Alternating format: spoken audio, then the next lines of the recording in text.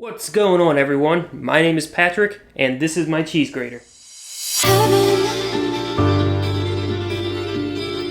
Heaven sent an angel.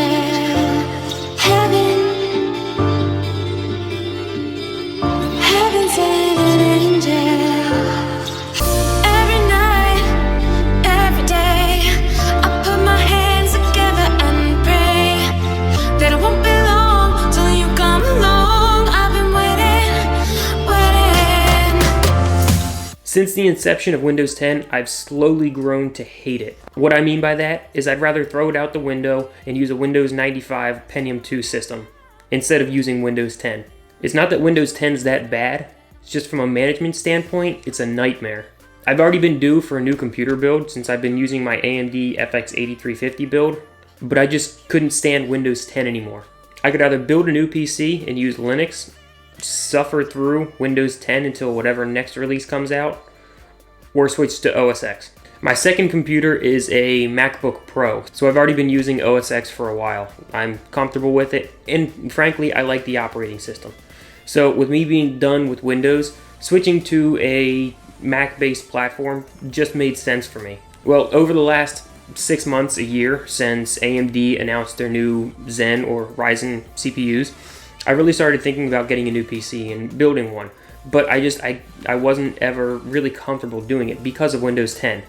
So recently I started looking at the MacPros, and when I say recently, I mean probably the last 6 months.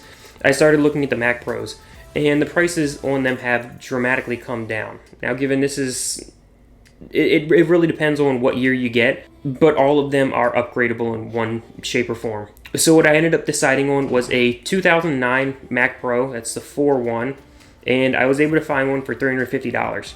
It's the bare minimum base model. It has the NVIDIA GT120 video card. It's got the quad-core 2.66 gigahertz CPU, and it's actually been upgraded RAM-wise to 8 gigs. So what I want to do with this is create a small video series documenting and showcasing each upgrade that I'm going to be doing for it. The first one in this video is going to be upgrading the GPU. In my old build, I was running an AMD R9 270X. That video card is somewhat compatible with OS X, so I'm going to go ahead and install it in this. The next upgrade is going to be the CPU, and after that, it's going to be the memory and whatever other peripherals. I'm going to document and benchmark the entire way, so I will go ahead and have a final video of all the benchmarks and the differences between completely bone stock and a fully upgraded system, at least to my liking and my specifications. So here's what we're going to need in order to install the video card into the computer. Number 1, the Mac Pro. Number 2, the video card. Number 3, the 2 PCI power cables, or however many power cables are needed for you to install the video card into your system. So first off, let me move this stuff out of the way. And we are going to need to pull off the side of the case. So if you turn it around the back, you'll notice a clip right here. We're going to pull that up, and the side will slide right off. So first thing you need to do in order to change out the video card is take this right here. There's a button right here. I'm going to press it in, push it back. That unlocks the PCI card right in here. Next thing we're going to need to do is right inside, there's these 2 screws right here and right here. You need to loosen those up. For the most part, you should be able to do it with your fingers. And once it's done, just pull it out, put it to the side. Now you should be able to pull out the card. Alright, so there it is. This is the stock GT120. So the next thing we're going to need to do is actually put in the power cables. The 2 PCI cables. If you look at them, one end is going to be smaller than the other. So if you're looking inside the case, you have 2 small PCI connectors.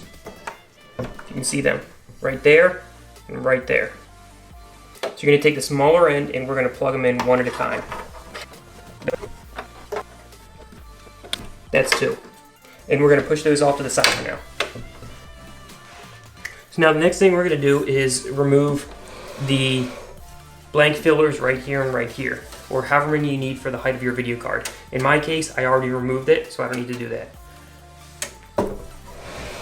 Now we're going to take the video card and very carefully place it down on the bottom.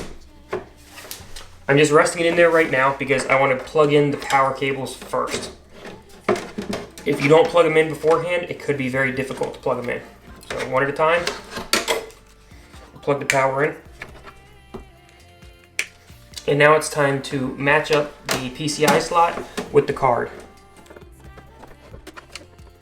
Alright, once you've found the slot, push the card itself. Don't push any of the heat sinks or heat pipes up top, or else you could break them or disconnect it from the board.